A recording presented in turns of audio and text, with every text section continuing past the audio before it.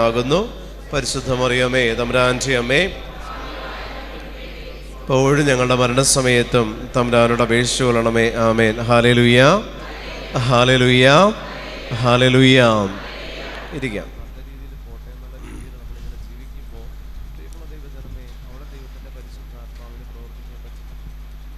കർത്താവ് നൽകിയ ഈ ദിവസത്തെ ഓർത്ത് നന്ദി പറയുക നിങ്ങൾ. കാരണം പാപങ്ങളെല്ലാം ഏറ്റുപറഞ്ഞ് അനുതപിക്കാനൊരു ദിവസം ദൈവം തന്നു. അനുതപിച്ച് ഏറ്റുപറഞ്ഞ് വിശുദ്ധിയിലായിരിക്കുവാനും പ്രസാദപരത്തിലായിരിക്കുവാനുള്ള കൃപ നൽകി ദൈവം നമ്മളെ അനുഗ്രഹിച്ചു.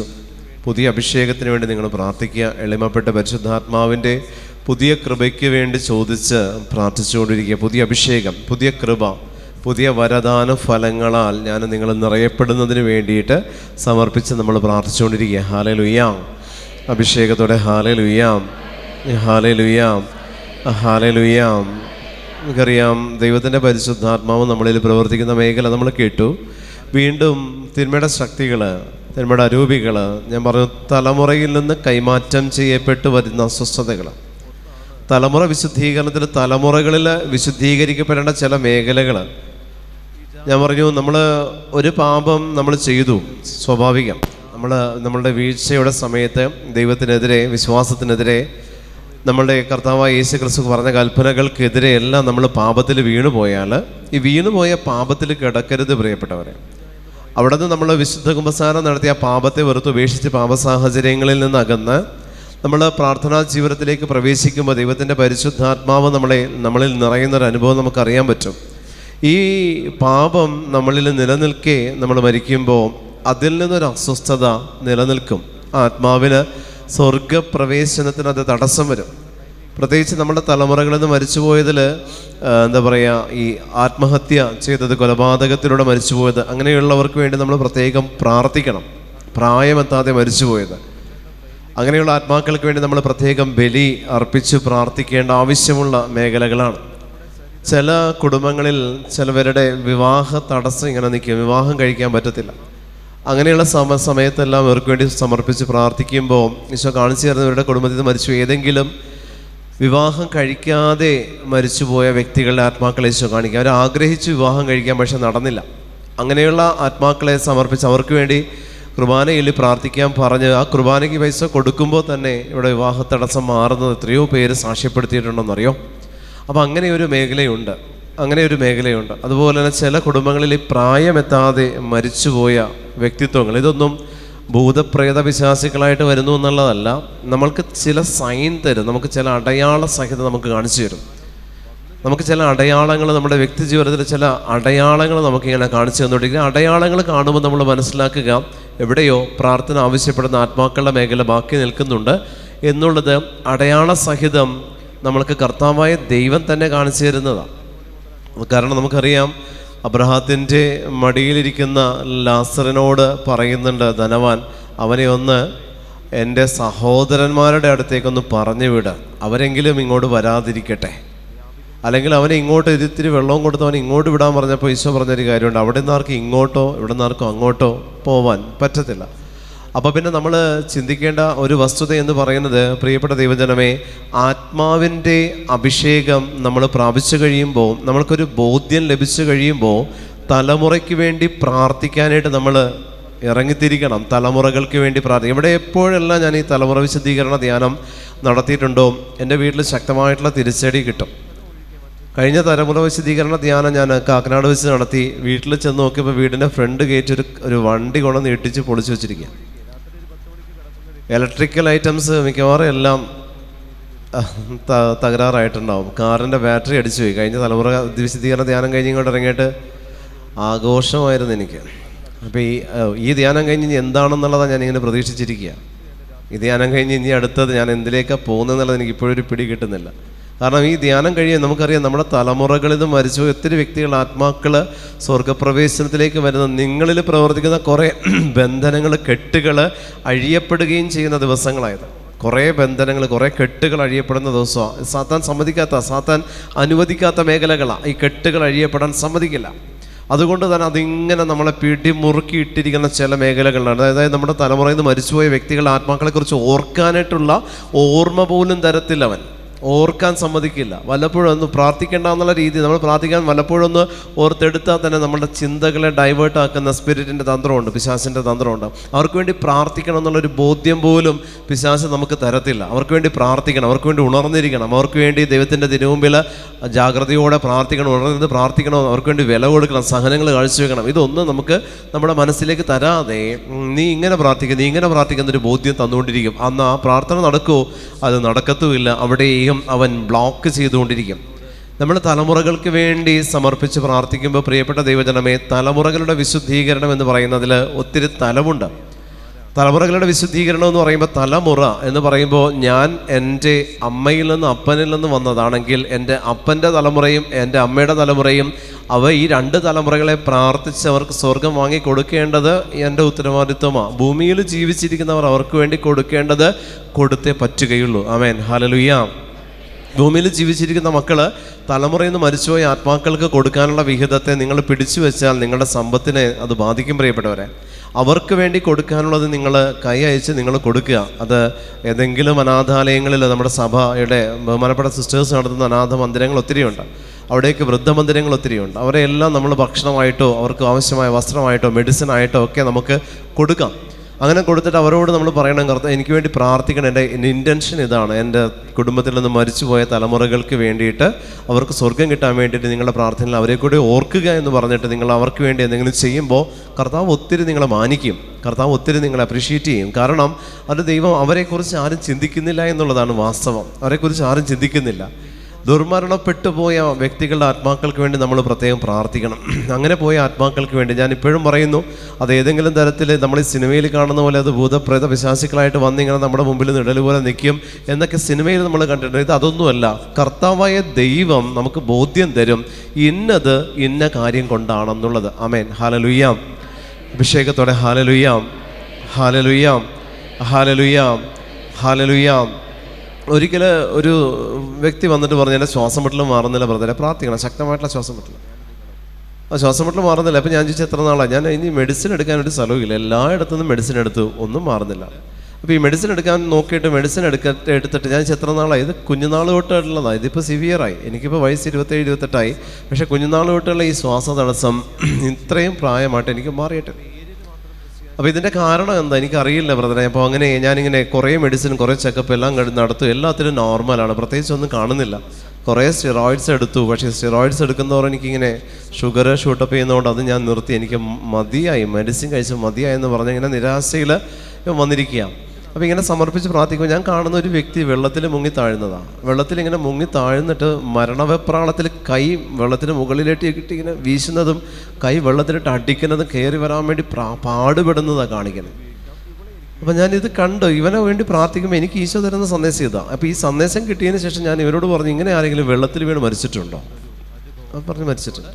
അതാരാ?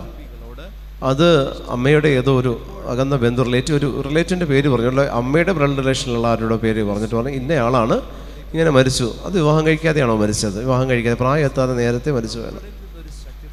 അപ്പോൾ ഇത് മരിച്ചു പോയ ഈ വ്യക്തിയുടെ, നമുക്കറിയാം വെള്ളത്തിൽ വീണ് മരിക്കുക എന്ന് പറഞ്ഞാൽ ശ്വാസം മുട്ടിയാണ് മരിക്കുന്നത്, അങ്ങിൽ വെള്ളം കയറി ശ്വാസം മുട്ടി മരിക്കുന്നതാണ് വെള്ളത്തിൽ വീണുള്ള മരണം. ആ മരണപരാക്രമത്തിൽ അത് എന്ത് കാണിച്ചു? അത് തന്നെ ഇവൻ അനുഭവിച്ചുകൊണ്ടിരിക്കുന്നത്. ഇവൻ്റെ ജനനം മുതൽ ഇങ്ങോട്ട് ഇവൻ ഈ പീഡയിലേക്ക് പോയിക്കൊണ്ടിരിക്കുക, ഈ പീഡയിലൂടെയും മകൻ പോയിക്കൊണ്ടിരിക്കുക. ഉള്ളതുകൊണ്ട് മെഡിസിൻ മുഴുവൻ കഴിച്ചിട്ടും പീഡ മാറുന്നില്ല, അസുഖം മാറുന്നില്ല. ഞാൻ പറഞ്ഞു, ആ ആത്മാവിന് വേണ്ടി എത്ര കുർബാന ചെല്ലിച്ചിട്ടുണ്ട്? കുർബാന ചെല്ലിച്ചിട്ടേ ഇല്ല. കാരണം എന്താ? ഒറ്റത്തടിയാണ്.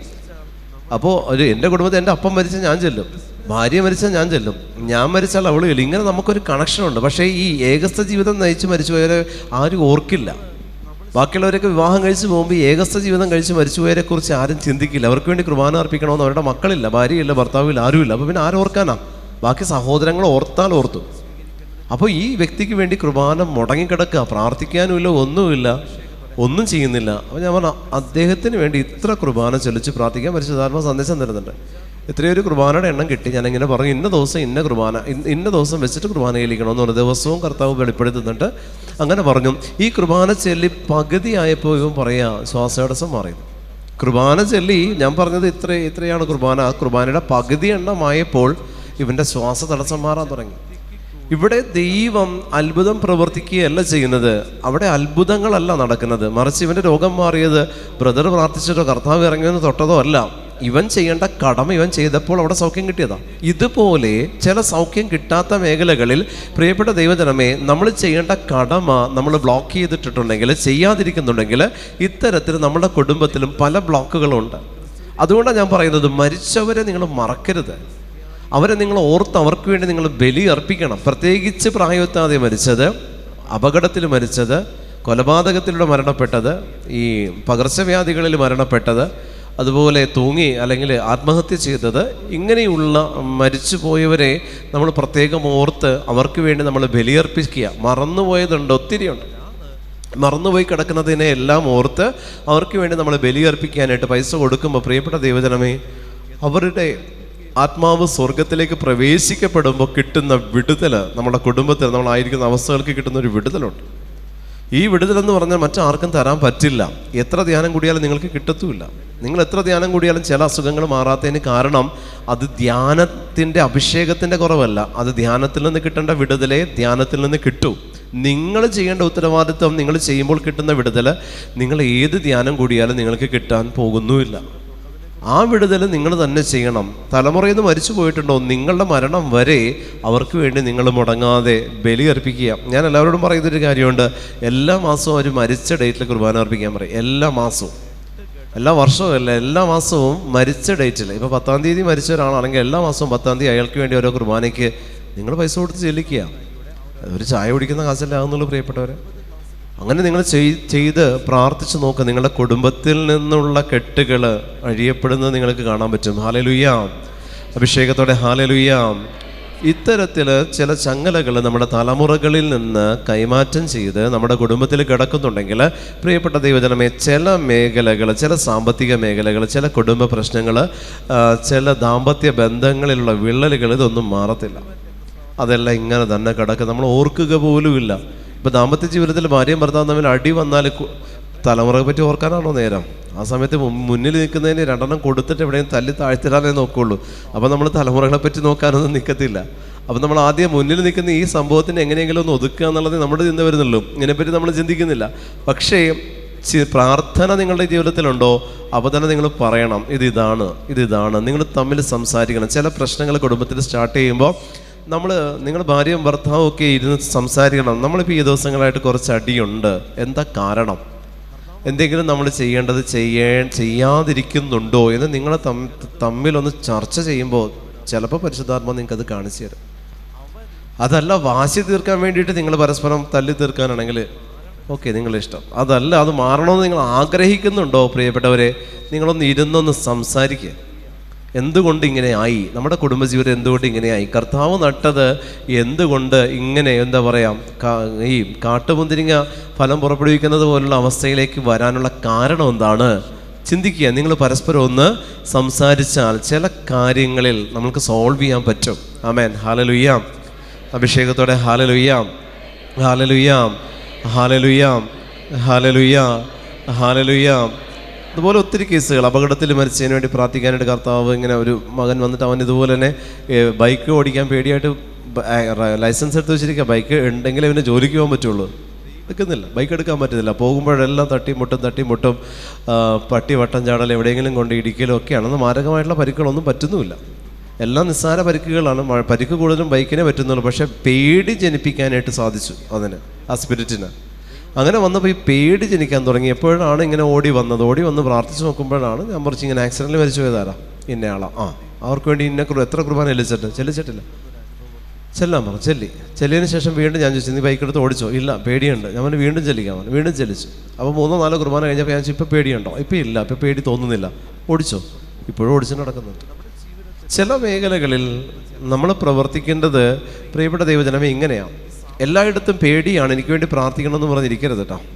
എനിക്ക് പേടിയാണ്, എനിക്ക് ഇത് പേടിയാണ്, എനിക്ക് അത് പേടിയാണ്. എല്ലായിടത്തും പേടിയല്ല, ചിന്തിക്ക്. നിങ്ങളൊന്ന് ഇരുന്നൊന്ന് ആലോചിക്ക്. എന്തുകൊണ്ട് മറ്റുള്ളവരെല്ലാവരും ചെയ്യുന്നുണ്ട്, എനിക്ക് ചെയ്യാൻ പറ്റാത്തത് എന്തുകൊണ്ട്? ബാക്കിയുള്ള മക്കളെല്ലാം പഠിക്കുന്നുണ്ട്, എനിക്ക് പഠിക്കാൻ പറ്റാത്തത് എന്താ? ബാക്കിയുള്ളവരെല്ലാവരും നല്ല രീതിയിൽ ജീവിക്കുന്നുണ്ട്, എനിക്ക് ജീവിക്കാൻ പറ്റാത്തത് എന്താ? ചിന്തിക്ക് നിങ്ങൾ. അപ്പോൾ നിങ്ങൾക്ക് തന്നെ പരിശുദ്ധാത്മാവ് വെളിപ്പെടുത്തി തരും. അതല്ലാതെ കുറേ നിലവിളിച്ചിട്ട് ഒരു കാര്യമില്ല. കണ്ണീര് പാപത്തെ പ്രതി അല്ലാതെ കണ്ണീര് ഒഴുക്കരുത് ദൈവത്തെ ഓർത്ത്. നിങ്ങൾ ചെയ്ത പാപങ്ങളെക്കുറിച്ച് മാത്രം കരയാനേ ദൈവം നിങ്ങളോട് പറഞ്ഞിട്ടുള്ളൂ. ബാക്കിയുള്ളതിനെക്കുറിച്ച് കരയരുത്. കാരണം ബാക്കിയുള്ളതെല്ലാം ദൈവം അറിയാതെ നിൻ്റെ ജീവിതത്തിൽ ഒന്നും വന്നിട്ടില്ല. അതിനെക്കുറിച്ച് നീ കരയേണ്ട ആവശ്യമില്ല. എന്ത് സങ്കടമാണെങ്കിലും, എന്ത് ദുരിതമാണെങ്കിലും, എന്ത് ദുഃഖമാണെങ്കിലും, ഏത് പ്രശ്നമാണെങ്കിലും ദൈവം അറിയാത്തതൊന്നും നിൻ്റെ ജീവിതത്തിലില്ല. അതിനെക്കുറിച്ച് കരയേണ്ട ആവശ്യമില്ല. നമ്മൾ കരയേണ്ടത് ഞാൻ ചെയ്തു പോയ പാപത്തെക്കുറിച്ച് മാത്രമേ കരയാൻ പാടുള്ളൂ. നിങ്ങളുടെ കരച്ചിൽ കാണുന്നത് കർത്താവ് മാത്രമല്ല, അത് മനസ്സിലാക്കുക. നിങ്ങളുടെ കരച്ചിൽ കാണുന്നത് സാത്താനും ഉണ്ട്. ആ കരച്ചിൽ നിൽക്കാതിരിക്കാൻ അവൻ ശ്രമിക്കും. കാരണം അവന് സന്തോഷം കിട്ടുന്ന കാര്യമാണ് നിങ്ങൾ കരയുന്നത്. അതുകൊണ്ട് നിങ്ങൾ കുറേ കരയുമ്പോൾ നിങ്ങൾ ചിന്തിക്കരുത് കർത്താവ് ഇത് കണ്ട് എന്നോട് അനുകമ്പ കാണിക്കുന്നല്ല. കർത്താവിന് അനുകമ്പ കാണിക്കേണ്ട മേഖലയിലാണെങ്കിൽ മാത്രമേ കർത്താവ് അനുകമ്പ കാണിക്കുള്ളൂ. കർത്താവ് അനുകമ്പ കാണിക്കുന്നത് പാപത്തെ പ്രതിയുള്ള കരച്ചിലിലേ കർത്താവിന് അനുകമ്പ തോന്നൂ. ബാക്കിയുള്ളതെല്ലാം നിങ്ങൾ ഫേസ് ചെയ്യാനായിട്ട് ആവശ്യമായിട്ടുള്ള ഒരു ചങ്കൂറ്റം കർത്താവ് നിങ്ങൾക്ക് ബൈ ബർത്ത് തന്നിട്ടുണ്ട്. ആ സഹനത്തിലൂടെ മാത്രമേ നിങ്ങൾ പോകത്തുള്ളൂ. നിങ്ങളുടെ കപ്പാസിറ്റിക്ക് അപ്പുറത്തുള്ളൊരു സഹനം നിങ്ങൾക്ക് വരില്ല, ഉറപ്പാണ്. നിങ്ങൾക്കൊരു കപ്പാസിറ്റി ഉണ്ട് സഹനത്തിന്, അതിനപ്പുറത്തേക്ക് ഒരിക്കലും നിങ്ങൾക്ക് സഹനം വരില്ല പ്രിയപ്പെട്ടവരെ. ആ സഹനത്തെ ഓർത്ത് നിങ്ങൾക്ക് അറിയാനോ ദുഃഖിക്കാനോ പാടില്ല. എന്നെ സൃഷ്ടിച്ചവൻ അവൻ എന്നെക്കുറിച്ച് മുഴുവൻ അറിയുന്നുണ്ടെങ്കിൽ എൻ്റെ സഹനത്തെക്കുറിച്ചും അവൻ അറിയുന്നുണ്ട്. ആ സഹനത്തെ പ്രതി അവൻ എന്നോട് കരുണ കാണിക്കുന്നുമുണ്ട്.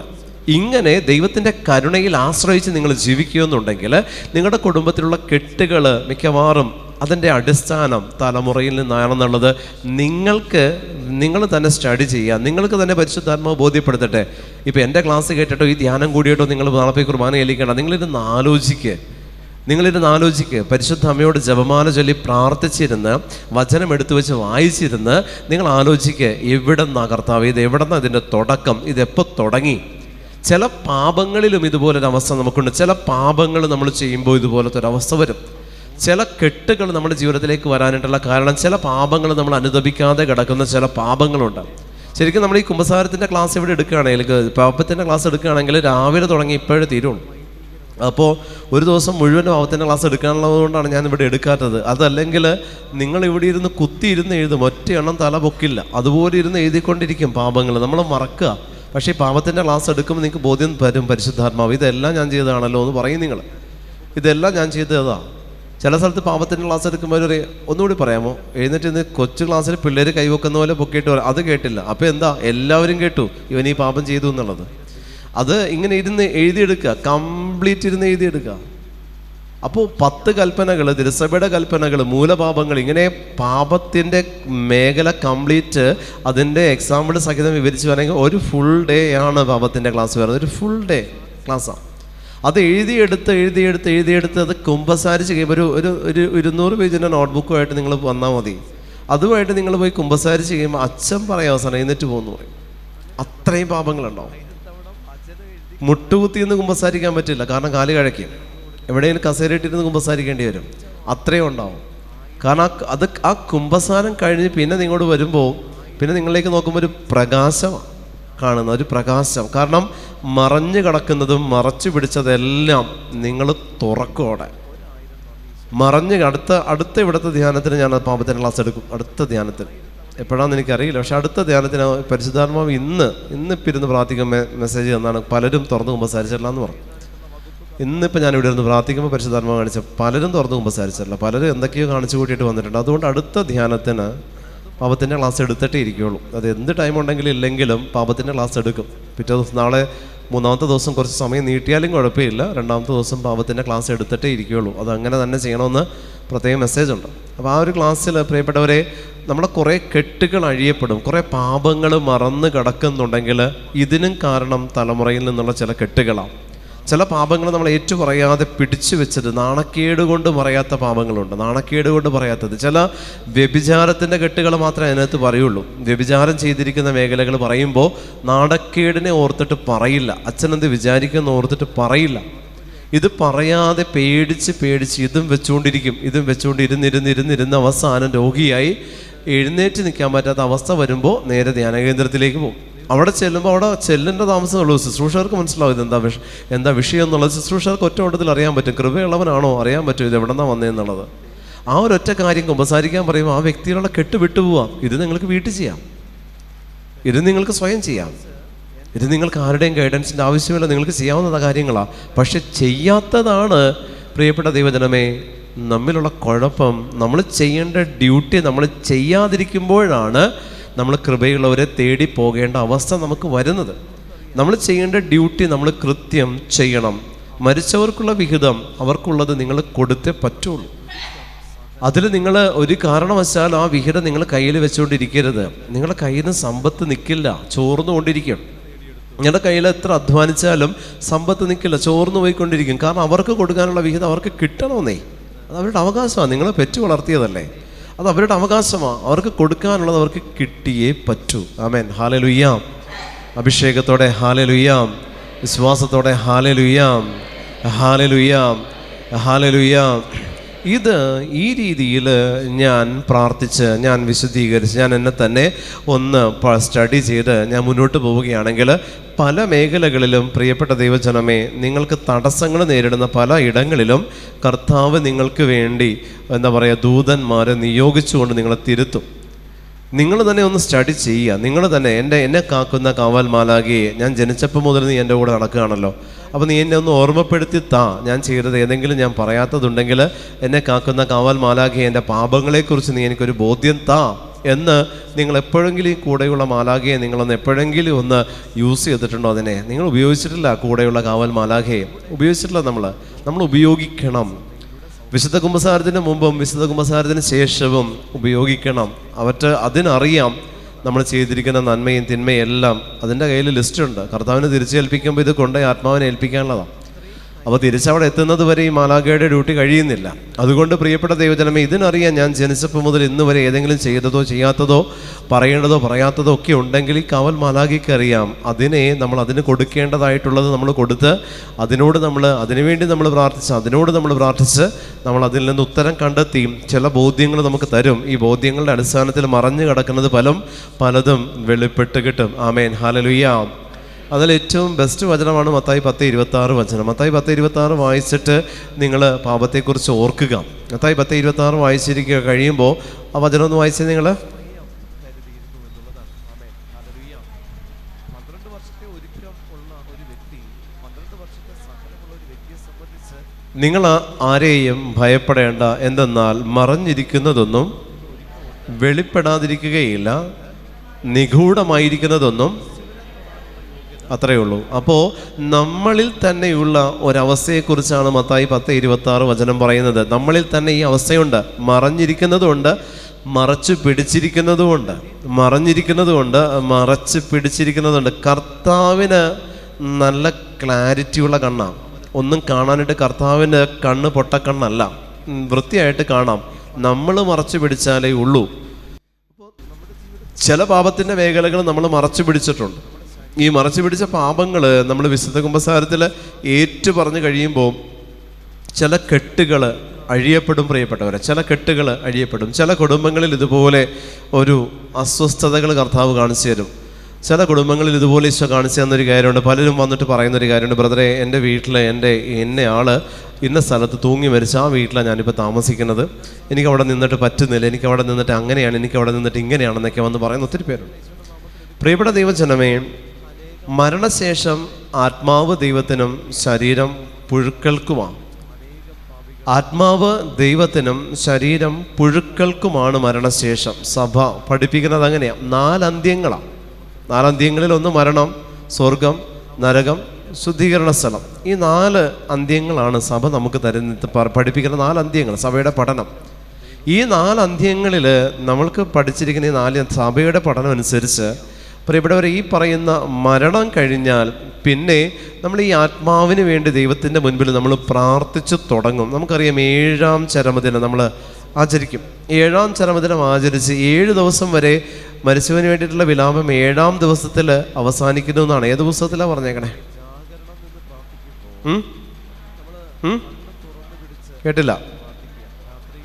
പ്രഭാഷകന്റെ പുസ്തകത്തിൽ പറഞ്ഞിരിക്കുന്നുണ്ട്, മരിച്ചവനെ കുറിച്ചുള്ള വിലാപം 7 ദിവസത്തിനുള്ളിൽ അവസാനിക്കും എന്ന് പറഞ്ഞാൽ. 7 ദിവസം ഈ മരിച്ചവനെ കുറിച്ചുള്ള വിലാപം. ഈ 7 ദിവസം നമ്മൾ വിലപിച്ച് നമ്മുടെ സങ്കടങ്ങൾ, കണ്ണുനീരുകളെല്ലാം പ്രാർത്ഥനയായിട്ട് ദൈവത്തിന് കൊടുക്കുക. ആമേൻ. ഹല്ലേലൂയ, ഹല്ലേലൂയ. നമ്മുടെ കണ്ണുനീരും സങ്കടങ്ങളെല്ലാം പ്രാർത്ഥനയായിട്ട് ദൈവത്തിന് നമ്മൾ കൊടുക്കണം.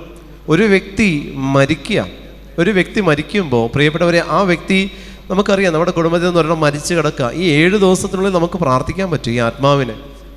ഈ 7 ദിവസത്തിനുള്ളിൽ ഈ ആത്മാവിനെ കർത്താവേ നിൻ്റെ കരങ്ങളിലേക്ക് ഈ അമ്മയുടെ അല്ലെങ്കിൽ അപ്പൻ്റെ ഈ സഹോദരൻ്റെ ആത്മാവിനെ ഏറ്റെടുത്തേക്കണേ. ഞാൻ എൻ്റെ അമ്മ മരിച്ച് കിടക്കുന്ന സമയത്ത് ഞാൻ പ്രാർത്ഥിച്ച, അമ്മ മരിച്ചപ്പോൾ 4-5 വർഷമായിപ്പോൾ. അമ്മ മരിച്ച് കിടക്കുന്ന സമയത്ത് ഞാനിങ്ങനെ പ്രാർത്ഥിച്ചു, ഈശോയെ ഞാൻ നിനക്ക് വേണ്ടി ഓടുക, ഇതിനെ ഇടത്താവളത്തിലൊന്നും ഇട്ടേക്കരുത്, എൻ്റെ അമ്മയുടെ ആത്മാവിനെ ഇടത്താവളത്തിലൊന്നും ഇടരുത്. കാരണം ഞാൻ ഇനിയും നിനക്ക് വേണ്ടി ആത്മാക്കളെ നേടും. ഞാൻ ഇത്രയും കാലം നിനക്ക് വേണ്ടി ആത്മാക്കളെ നേടിയിട്ടുണ്ട്, ഇനിയും ഞാൻ നിനക്ക് വേണ്ടി ആത്മാക്കളെ നേടും. നീ പറയുന്നിടത്തേക്കെല്ലാം ഞാൻ പോയിക്കൊള്ളാം.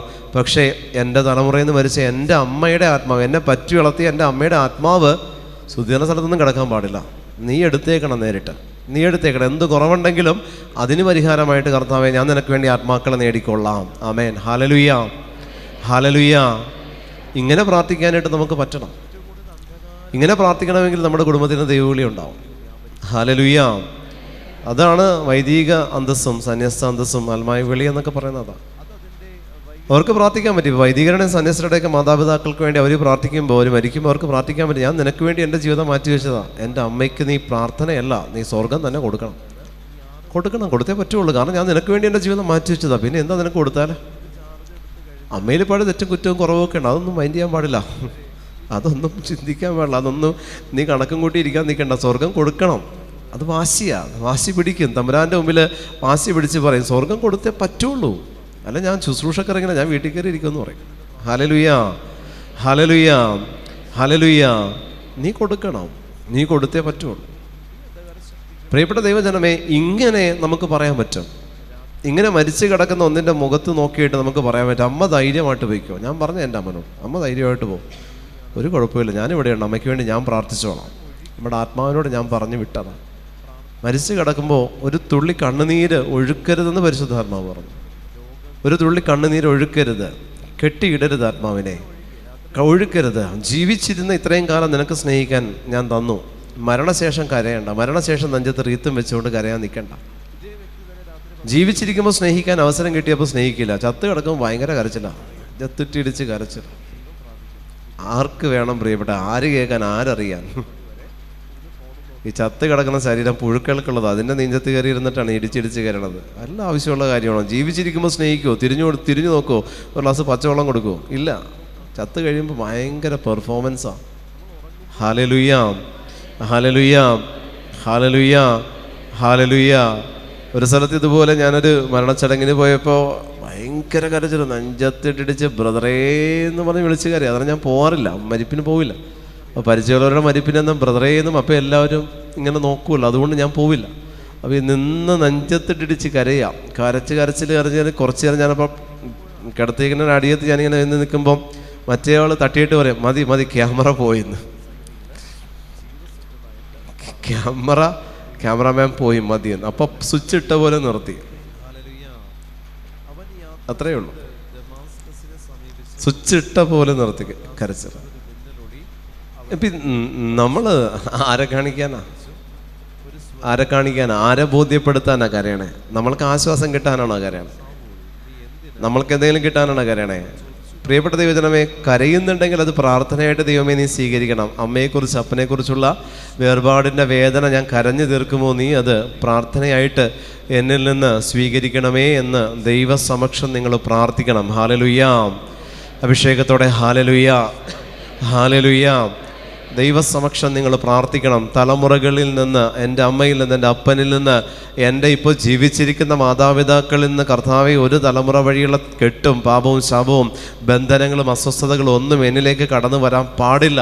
അവർക്ക് വേണ്ടി ഞാനിതാ പ്രാർത്ഥിക്കുന്നു. അവരെ ഞാൻ നിൻ്റെ കരങ്ങളിലേക്ക് സമർപ്പിക്കുന്നു. നിൻ്റെ തിരുഹൃദയത്തിന് അവരെ ഞാൻ പ്രതിഷ്ഠിക്കുന്നു. ഏറ്റെടുക്കണമേ എന്ന് പറഞ്ഞ് അവരെ വിട്ടുകൊടുത്ത് അവർക്ക് വേണ്ടി നിങ്ങൾ പ്രാർത്ഥിക്കും. ജീവിച്ചിരിക്കുമ്പോഴേ അവർക്ക് വേണ്ടി നിങ്ങൾ പ്രാർത്ഥിക്കുക പ്രിയപ്പെട്ടവരെ. അവരെ നിങ്ങൾ സ്നേഹിക്കുക പ്രിയപ്പെട്ടവരെ. അവരെ നിങ്ങൾക്ക് എങ്ങനെയെല്ലാം സ്നേഹിക്കാൻ പറ്റുമോ അങ്ങനെയെല്ലാം നിങ്ങൾ സ്നേഹിക്കുക, അങ്ങനെയെല്ലാം നിങ്ങൾ സ്നേഹിക്കുക. മറ്റൊന്നാണ് കണ്ടിരിക്കുന്നത്, മരിച്ചുപോയ വ്യക്തികളുടെ കുഴിമാടത്തിൽ ചെന്നിരുന്നിട്ട് കഥ പറയുന്ന കുറേ പേരുണ്ട്. കുഴിമാടത്തിൽ ചെന്നിരിക്കും, അവിടെ നല്ല കയ്യിൽ കാശനുസരിച്ച് മാർബിൾ, ഗ്രാനൈറ്റ്, ചിലപ്പോൾ വേറെ വല്ല സ്റ്റോണൊക്കെ ഇരിക്കും. മണ്ണ് മതി, ശരിക്കും ബെസ്റ്റ് മണ്ണാണ്. അതിൻ്റെ മാർബിൾ കുടുംബക്കലറയ്ക്ക് എന്ന് പറഞ്ഞിട്ട് ഇതിൻ്റെ മീതയിൽ ഇരുന്നിട്ട് ഈ ഒരു വശം കൊണ്ട് ഒരു ഇരിപ്പുണ്ട്, ഈ പഴയ അമ്മച്ചിമാരിരിക്കുന്ന ഒരു ഇരിപ്പുണ്ട്. മുഴുവനായിട്ട് കയറിയിരിക്കില്ല, ഒരു വശം കൊണ്ട് ആ ഇതിന്മേലൊരു ഒറ്റ ഇരിപ്പിരുന്നിട്ട് ഒരു കഥ പറച്ചില്ല അങ്ങോട്ട്. ഈ നവംബർ മാസത്തിൽ ഏതെങ്കിലും സെമിട്രിയിൽ കയറി ഇരുന്ന് പ്രാർത്ഥിക്കാൻ ചെല്ലുമ്പോൾ ഇങ്ങനെ സ്റ്റോറി ടെല്ലിങ്ങാണ് കേൾക്കണം. അതിൻ്റെ അകത്ത് ചെന്നിരിക്കും ആരും ഇല്ലാത്ത സമയത്ത് ചിലപ്പോൾ സെമിട്രി ചെല്ലുമ്പോൾ കുറേ കൂടി മുന്നിലോട്ട് കയറി പ്രാർത്ഥിക്കാൻ വേണ്ടി ചെന്ന് നിൽക്കുമ്പോൾ ഇവിടെ നിന്നിട്ട് കഥ പറച്ചിലാണ്. അതായത് കഥയെന്ന് പറഞ്ഞാൽ എൻ്റെ മക്കൾ എന്നെ നോക്കുന്നില്ല, താൻ ഉണ്ടായിരുന്ന സമയത്ത് എങ്ങനെയൊക്കെ എന്നെ ഇത് പറയാം. എൻ്റെ മക്കൾ തനിക്കറിയോ, നമ്മുടെ മക്കൾ ആരും എന്നെ ഇപ്പോൾ തിരിഞ്ഞു പോലും നോക്കുന്നില്ല. ഞാൻ കേട്ട കാര്യമാണ് ഞാൻ പറയണത്. നമ്മുടെ മക്കൾ ആരും എന്നെ ഇപ്പോൾ തിരിഞ്ഞു പോലും നോക്കുന്നില്ല, താൻ ഉണ്ടായപ്പോൾ എന്നെ എങ്ങനെയാണ് നോക്കിയത്, താഴ്ത്തി വെച്ചാൽ മുകളിൽ വെച്ചാൽ എന്നൊക്കെ പറഞ്ഞിട്ട് ഇങ്ങനെ കംപ്ലീറ്റ് കാര്യങ്ങൾ ഇന്ന് ഉച്ചക്ക് കഞ്ഞിക്കിട്ടത് മുതൽ ഇവരിന്ന് പറയാം. അവളെനിക്ക് തിന്നാൻ നിന്നില്ല, അവളെനിക്ക് വെള്ളം നിന്നില്ല. ഇതാണോ പ്രിയപ്പെട്ടവരെ സെമിട്രി എന്ന് പറയുന്ന കാര്യം? ഇതാണോ നിങ്ങളുടെ തലമുറ നിങ്ങളെ പഠിപ്പിച്ചേക്കണത്? പ്രിയപ്പെട്ട ദൈവജനമേ, കഥ പറയാനുള്ള സ്ഥലമല്ല സെമിത്തേരി എന്ന് പറയുന്നത്. അവിടെ നിങ്ങൾ ചെന്ന് അവർക്ക് വേണ്ടി, ആത്മാവിന് വേണ്ടി, നിങ്ങളുടെ അപ്പൻ്റെ അമ്മയുടെ ആത്മാവിനെ സംവഹിച്ച ആലയം കിടക്കുന്നിടമാണ് സെമിട്രി.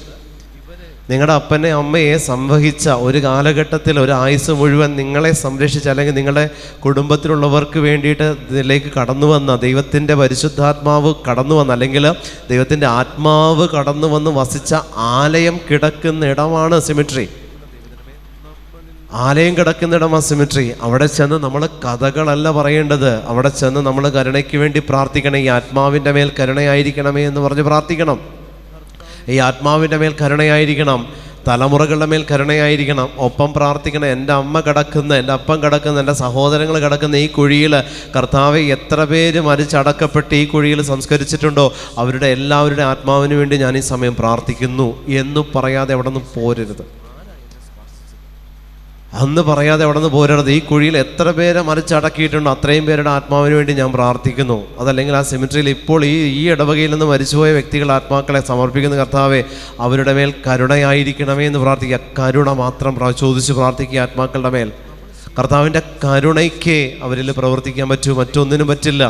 ജീവിച്ചിരിക്കുമ്പോൾ മാത്രമാണ് കർത്താവിൻ്റെ കരുണയുടെ മുഖം. മരിച്ച് നമ്മൾ ചെല്ലുമ്പോൾ നീതിയുടെ മുഖമാണ് നമ്മൾക്ക് ഫേസ് ചെയ്യേണ്ടതായിട്ടുള്ളത്. കർത്താവിൻ്റെ ഞാൻ ചെയ്ത പാപവും എൻ്റെ കർത്താവും ഒരുമിച്ച് നിൽക്കുന്ന ഒരു സമയത്ത് നീതി വിധിയാളനായിട്ട് കർത്താവ് വരും. പ്രിയപ്പെട്ടവരെ, അവിടെ നമ്മൾക്ക് എക്സ്ക്യൂസസ് ഒന്നും പറയാൻ പറ്റില്ല. ഒരു എക്സ്ക്യൂസും നമുക്കവിടെ പറയാൻ പറ്റില്ല. നീതിയുടെ മുഖമാണ് അവിടെ ഈശോയ്ക്ക്. അവിടെ നമ്മൾ ചെയ്തത് സകലത് എണ്ണം പറഞ്ഞ് കർത്താവ് ചോദിക്കുമ്പോൾ കർത്താവ് ഇങ്ങനെ ഒരു തട്ടിൽ വെച്ച് ഇങ്ങനെ തൂക്കി നോക്കുമ്പോൾ ഏതാണ് അധികം ഏതാണ് കുറവെന്ന് നോക്കുന്ന ഒരു സമയമുണ്ട്. ഇന്നിപ്പോൾ നമ്മൾ പാപം ചെയ്യാൻ കാണിക്കുന്ന ഉത്സാഹമൊക്കെ അന്ന് തീരും. നമ്മൾ ചെയ്തിരിക്കുന്നത് സകലതും, ഞാൻ പറഞ്ഞില്ല, ചെയ്യേണ്ട ഉത്തരവാദിത്വം ചെയ്യാതിരിക്കുന്നത് മുതൽ നമ്മൾ ചെയ്തതിൽ വന്നിരിക്കുന്ന മിസ്റ്റേക്ക് വരെ അതിനകത്ത് നമ്മൾ എണ്ണം പറഞ്ഞ് കർത്താവിൻ്റെ മുമ്പിൽ നമ്മൾ പരാതിയുമായിട്ടല്ല, നമ്മളെന്താ പറയുക, ഒരവസ്ഥയുണ്ടത്, ഒരവസ്ഥയാണ്. അഗ്രേതായിലെ സിസ്റ്റർ മര്യാദയ്ക്ക് വെളിപ്പെടുത്തി കൊടുത്ത ആ ഒരു ബുക്ക് എടുത്ത് നിങ്ങൾ വായിക്കുക. അതിനകത്ത് കുറേ കാര്യങ്ങളുണ്ട്, അതെല്ലാം പറയാൻ സമയമില്ല. ആ ബുക്കിൽ എഴുതിയിരിക്കുന്ന കുറേ സത്യങ്ങളാണ്, കുറേ അനുഭവങ്ങളിലൂടെ ഞങ്ങളൊക്കെ കടന്നുപോയി അതേ അനുഭവങ്ങൾ അതിനകത്ത് വായിച്ചിട്ടുണ്ട്. ഒത്തിരി അനുഭവങ്ങളുണ്ട്. ഇങ്ങനെ നമ്മൾ ഈ ശുദ്ധീകരണ സ്ഥലത്തിന് ആത്മാക്കൾക്ക് വേണ്ടി സഭയുടെ കീഴിൽ, നമ്മളെ കത്തോലിക്കാ സഭയുടെ ഔദ്യോഗികമായിട്ട് ഏതെങ്കിലും പിതാക്കന്മാരോ മറ്റോ മുഖവുര എഴുതിയ പുസ്തകങ്ങൾ, സഭ ഔദ്യോഗികമായിട്ട് അംഗീകരിച്ച പുസ്തകങ്ങൾ കിട്ടുമെങ്കിൽ നിങ്ങളെടുത്ത് വായിക്കുക. അതിൽ നിന്ന് നിങ്ങൾക്ക് കിട്ടുന്ന അറിവുകളുണ്ട്. അത് വെച്ചിട്ട് നിങ്ങൾ തലമുറയിൽ നിന്ന് മരിച്ചുപോയ ആത്മാക്കൾക്ക് വേണ്ടി പ്രാർത്ഥിക്കാൻ പറ്റും. മറ്റൊന്നാണ് പ്രിയപ്പെട്ടവരെ, നമ്മൾ ഈ അബോർഷൻ മൂലം കൊല്ലപ്പെട്ട കുഞ്ഞുങ്ങളുടെ ആത്മാക്കളുടെ സ്ഥിതിയുണ്ട്. അബോർഷൻ മൂലം കൊല്ലപ്പെട്ട കുഞ്ഞുങ്ങൾക്ക് വേണ്ടി പ്രാർത്ഥിക്കണം. അബോർഷൻ മൂലം കൊല്ലപ്പെട്ട കുഞ്ഞുങ്ങൾ, ഈ അബോർഷൻ മൂലം കൊല്ലപ്പെട്ട കുഞ്ഞുങ്ങൾക്ക് വേണ്ടി നമ്മൾ പ്രാർത്ഥിക്കുമ്പോൾ പ്രിയപ്പെട്ട ദൈവജനമേ, അത് അവർക്ക് വേണ്ടി നമ്മൾ പ്രാർത്ഥിക്കുന്ന ഒരു രീതിയുണ്ട്. മരിച്ചുപോയ എല്ലാ ആൺകുഞ്ഞുങ്ങൾക്കും യോസഫ് എന്ന പേര് നൽകി, മരിച്ചുപോയ എല്ലാ പെൺകുഞ്ഞുങ്ങൾക്കും മേരി എന്നുള്ള പേര് നൽകി നമ്മൾ പ്രാർത്ഥിച്ച് മാമോദിസ നൽകി അവരെ നമ്മൾ കർത്താവിലേക്ക് അയക്കും. ബഹുമാനപ്പെട്ട വൈദികരാണ് ശരിക്കും ഇത് ചെയ്യേണ്ടത്. പക്ഷേ മാമോദിസ കൊടുക്കാനായിട്ട്, മാമോദിസ സ്വീകരിച്ച ആർക്കും മാമോദിസ നൽകാം സഭയിൽ. അങ്ങനൊരു അധികാരം നമുക്കുണ്ട്. പക്ഷെ അത് വീട്ടുമാമോദിസയാണ്, പള്ളിയിലുള്ളതല്ല. വീട്ടുമാമോദിസ നമുക്ക് കൊടുക്കാം. കത്തോലിക്ക സഭയിൽ മാമോദിസ സ്വീകരിച്ച ആർക്കും പ്രസാദപരത്ത അവസ്ഥയിലായിരിക്കുന്നവർക്ക് വീട്ടുമാമോദിസ കൊടുക്കാം. സഭ അങ്ങനെ ഒരു അനുവാദം തന്നിട്ടുണ്ട്. പക്ഷേ വീട്ടുമാമോദിസ കൊടുക്കുന്ന വ്യക്തി ഞാൻ വീട്ടുമാമോദിസ കൊടുക്കുകയാണെന്നുള്ളത് പള്ളി വികാരിയെ അറിയിച്ചിട്ട് വേണം വീട്ടുമാമോദിസ കൊടുക്കാൻ. ചില കുഞ്ഞുങ്ങൾ ജനിച്ച ഉടനെ ചില കുഞ്ഞുങ്ങൾക്ക് വരുന്ന അസ്വസ്ഥതകൾ, പീഡകൾ, ശ്വാസം കിട്ടാത്ത അവസ്ഥകൾ, നീല നിറം പോലുള്ള അവസ്ഥകൾ, ശ്വാസം കിട്ടുന്നില്ല, കരച്ചിൽ നിർത്തുന്നില്ല, മരുന്നിനോട് റെസ്പോണ്ട് ചെയ്യുന്നില്ല, അങ്ങനെയൊക്കെയുള്ള അവസ്ഥ വരുന്ന സമയത്ത് ഈശോ പറയുന്നത് വീട്ടുമാമോദിസ കൊടുക്കാനാണ്. വീട്ടുമാമോദിസ കൊടുക്കുമ്പോൾ തന്നെ ഈ കുഞ്ഞുങ്ങളിൽ ഈ അസ്വസ്ഥ പിടിച്ച് കെട്ടിയതുപോലെ നിൽക്കാറുണ്ട്. ഞാൻ ഈ ലൂർദ് ഞങ്ങളുടെ എറണാകുളത്തുള്ള ഹോസ്പിറ്റലുകളിലൊക്കെ ഞാൻ കുറേ കുഞ്ഞുങ്ങൾക്കിത് കൊടുത്തിട്ടുണ്ട്. വൈദികർ തന്നെ വിട്ട് ചെന്നിട്ട് ഇങ്ങനെ കൊടുത്തിട്ടുണ്ട്, വീട്ടുമാമോദിസ കൊടുക്കുന്നുണ്ട്. അങ്ങനെ കൊടുത്ത ഒരു രീതിയാണ്. കൊടുക്കുമ്പോൾ തന്നെ ആ കുഞ്ഞ് അതുവരെ ഏത് പീഡയിലൂടെ ആ പിടിച്ച് കെട്ടിയ പോലെ നിൽക്കും, നോർമലാവും കുഞ്ഞ്. അപ്പോൾ ഇതിനകത്ത് എല്ലാം ഒരു ശക്തിയും അഭിഷേകം ഉണ്ടെന്നുള്ളത് നിങ്ങൾ വിശ്വസിക്കാൻ വേണ്ടി ഞാനിത് പറയാം. ഇതുണ്ട്. അപ്പോൾ ഇതുപോലെ തന്നെ അബോർഷൻ മൂലം കൊല്ലപ്പെട്ട കുഞ്ഞുങ്ങൾക്ക് വേണ്ടി നമ്മൾ പ്രാർത്ഥിക്കുന്ന രീതിയുണ്ട് പ്രിയപ്പെട്ടവരെ. അത് നമ്മൾ ഏറ്റെടുത്ത് പ്രാർത്ഥിക്കുന്ന രീതിയുണ്ട്. ആ കുഞ്ഞുങ്ങളെ നമ്മൾ ദത്തെടുത്ത് പ്രാർത്ഥിക്കുന്ന രീതിയുണ്ട്. പക്ഷെ അതൊന്നും നിങ്ങൾ ചെയ്യരുത്. ദൈവത്തെ ഓർത്ത് പറഞ്ഞു തന്നെന്ന് വിചാരിച്ചത് ചെയ്യാനല്ല. അങ്ങനെ എടുത്ത് പ്രാർത്ഥിച്ച കുടുംബത്തെ എനിക്കറിയാം. ഒരു കുടുംബത്തെ എനിക്കറിയാവുന്ന ആ കുടുംബം ഇങ്ങനെ ഇവർ പറയുകയാണ്, ഞങ്ങൾക്കൊരു നിയോഗം വരുമ്പോൾ ഞങ്ങളിങ്ങനെ ആരുമ്പോലും ഇല്ലാത്ത ആത്മാക്കളെ ഞങ്ങളിങ്ങനെ ദത്തെടുത്ത് പ്രാർത്ഥിക്കും ബ്രദറെ. ഞാൻ പറഞ്ഞു, തിരിച്ചടി കിട്ടുന്ന വഴി ആലോചിച്ചിട്ടുണ്ടോ എന്ന് ചോദിച്ചു. ഞങ്ങൾ ഇത്ര ദിവസത്തേക്ക് ദത്തെടുക്കും. ആ ഫാമിലി എന്നോട് പറഞ്ഞ കാര്യമാണ്. ഇത്ര ദിവസത്തേക്ക് ഞങ്ങൾ ഇത്ര ആത്മാക്കളെ, ഇപ്പോൾ ഏറ്റവും കൂടുതൽ പ്രാർത്ഥന ആവശ്യമായി ശുദ്ധീകരണ സ്ഥലത്തായിരിക്കുന്ന 10 ആത്മാക്കളെ, 15 ആത്മാക്കളെ കർത്താവ് എൻ്റെ നാമത്തിൽ ഞങ്ങൾ ദത്തെടുക്കുക. അതുകൊണ്ട് ഇത്രയും ദിവസം, ഒരു 10 ദിവസം 15 ദിവസത്തേക്ക് എൻ്റെ പരിശുദ്ധ ബലി, എൻ്റെ പേഴ്സണൽ പ്രയർ, എൻ്റെ കുർബാന, എൻ്റെ ജപമാല, എൻ്റെ ഗുരുസിൻ്റെ വഴി, എൻ്റെ സഹനങ്ങൾ, എൻ്റെ ഉപവാസം, എൻ്റെ ജാഗരണ പ്രാർത്ഥനകളെല്ലാം ഞാൻ ഈ ആത്മാക്കൾക്ക് വേണ്ടി ഇത്രയും ദിവസം ഞാൻ കാഴ്ചവെക്കും. ഇങ്ങനെ പറഞ്ഞ് ദത്തെടുത്ത് കാഴ്ചവെക്കും. അപ്പം ഞാൻ ചോദിച്ചു, തിരിച്ചടി നല്ല അടി കിട്ടും. കാരണം ഇത് ഏതവസ്ഥയിൽ മരിച്ചു പോയാൽ നമുക്കറിയത്തില്ല, അതെവിടെയാണെന്നുള്ളത് നമുക്കറിയില്ല, ഈ ആത്മാവിൻ്റെ സ്ഥിതി എന്താണെന്നുള്ളത് നമുക്കറിയത്തില്ല. പക്ഷെ നമ്മളിങ്ങനെ പ്രാർത്ഥിക്കുമ്പോൾ അതിൽ നിന്ന് ഇവർ പറയാണ്, അടിയെന്ന് പറഞ്ഞാൽ ചിലപ്പോൾ ഞങ്ങൾ തമ്മിൽ ഭയങ്കര പൂര അടിയായിരിക്കും ഇവിടെ. പക്ഷേ ഈ 15 ദിവസം കഴിയുമ്പോൾ ഞങ്ങൾ ഏത് ഇൻറ്റൻഷന് വേണ്ടിയിട്ട് ഇത് ചെയ്തുവോ ആ ഇൻറ്റൻഷൻ നടന്നിട്ടുണ്ടാവും. നിങ്ങൾ ചെയ്യരുത്, നിങ്ങൾ അങ്ങനെയുള്ള സ്ഥിതി ചെയ്യരുത്, ചെയ്യാൻ വേണ്ടി പറഞ്ഞതല്ല. പക്ഷേ ഇതെനിക്ക് വന്നൊരു അനുഭവം ഞാൻ നിങ്ങളോട് ഷെയർ ചെയ്തു എന്നേ ഉള്ളൂ. ഇങ്ങനെയുണ്ട്, ഇങ്ങനെ ചെയ്യുന്ന ഫാമിലികൾ എനിക്കറിയാവുന്നവരുണ്ട്. പക്ഷേ അത് ആ കുടുംബം മൊത്തം ശുശ്രൂഷയിൽ നിൽക്കുന്ന കുടുംബങ്ങളാണ്. സാധാരണ നിങ്ങളുടെ കുടുംബങ്ങളിൽ മദ്യം ഉണ്ടെങ്കിൽ ഇത് ചെയ്യാൻ പറ്റത്തില്ല, പരസ്പരം ഭിന്നിപ്പുണ്ടെങ്കിൽ ഇത് ചെയ്യാൻ പറ്റത്തില്ല.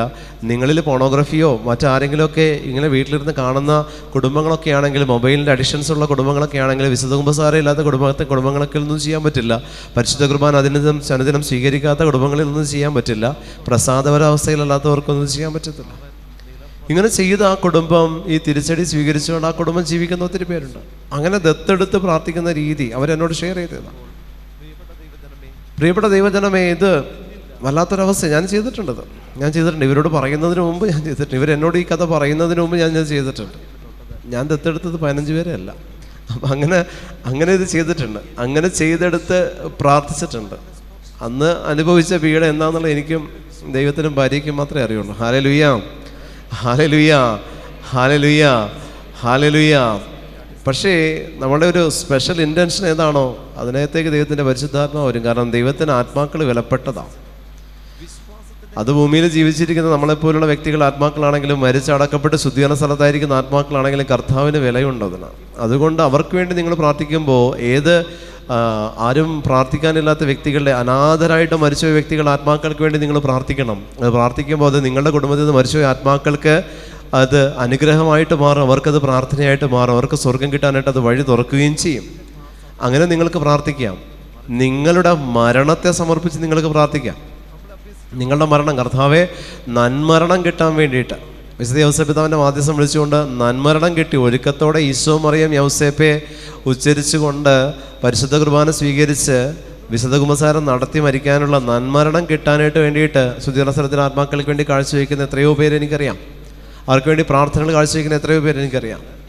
പ്രിയപ്പെട്ട ദൈവജനമേ, ഇങ്ങനെ അവർക്ക് വേണ്ടി നമ്മൾ ചെയ്യാനുള്ള വിഹിതങ്ങൾ നമ്മൾ കൊടുത്തുകൊണ്ടിരിക്കുകയാണെങ്കിൽ നമ്മളിൽ നിന്ന് കുറേ കെട്ടുകൾ, നമ്മളിൽ നിന്ന് കുറേ ദുരവസ്ഥകൾ, നമ്മളിൽ നിന്നുള്ള കുറേ ബന്ധനങ്ങളെല്ലാം നീക്കം ചെയ്യപ്പെടും. ആമേൻ, ഹല്ലേലൂയ. പരിശുദ്ധാത്മാവിൻ്റെ അഭിഷേകത്തിൽ ഹല്ലേലൂയ, ഹല്ലേലൂയ, ഹല്ലേലൂയ. ഈ ദുരവസ്ഥകളെല്ലാം നമ്മളിൽ നിന്ന് നീക്കം ചെയ്യപ്പെടും. പിന്നെയുള്ളതാണ് ചില പാപത്തിൻ്റെ മേഖല. ചില പാപത്തിൻ്റെ മേഖല നമ്മളെ കൊണ്ട്, അതായത് നമ്മൾ ചെയ്യുന്ന ചില പാപങ്ങൾ, സ്ഥിരം ചെയ്യുന്ന പാപങ്ങൾ, ചിലപ്പോൾ മദ്യപാനമായിരിക്കാം. ഈ മദ്യപാനത്തിൻ്റെ പ്രത്യേകത എന്ന് പറയുന്നത് നമുക്കറിയാം, ഇത് സ്വീകരിക്കുക നമ്മൾ, അതല്ലാതെ ഇഷ്ടമില്ലാതെ ആരും വായിലൊഴിച്ചു തരുന്നതല്ല. നമ്മൾ നിറഞ്ഞ മനസ്സോടുകൂടി നമ്മൾ സ്വീകരിക്കുന്നതാണ് മദ്യം എന്ന് പറയുന്നത്. അത് കുറച്ചാണെങ്കിലും അധികമാണെങ്കിലും എന്താണെങ്കിലും മദ്യം എന്ന് പറയുന്നത് ഈവിൾ സ്പിരിറ്റിൻ്റെ ബ്ലഡാണ്. ഈവിൾ സ്പിരിറ്റിൻ്റെ ബ്ലഡാണ്. കർത്താവായ യേശു ക്രിസ്തു കാൽവരിയിൽ പരിശുദ്ധ രക്തം ചിന്തിയിട്ടുണ്ടെങ്കിൽ അതിന് എഗെയിൻസ്റ്റ് പിശാചൊരു ചിന്തിയ രക്തം, എന്നല്ലെങ്കിൽ പിശാച് നമ്മളെ കൊണ്ട് ലഹരി പിടിപ്പിക്കുന്ന ഒരു രക്തമാണ്, അവൻ്റെ രക്തമാണ് മദ്യം. ഇത് കുടുംബത്തിലുണ്ടോ, കുടുംബത്തിൽ നിന്ന് ഒരു കാലത്തും കെട്ടഴിയത്തില്ല.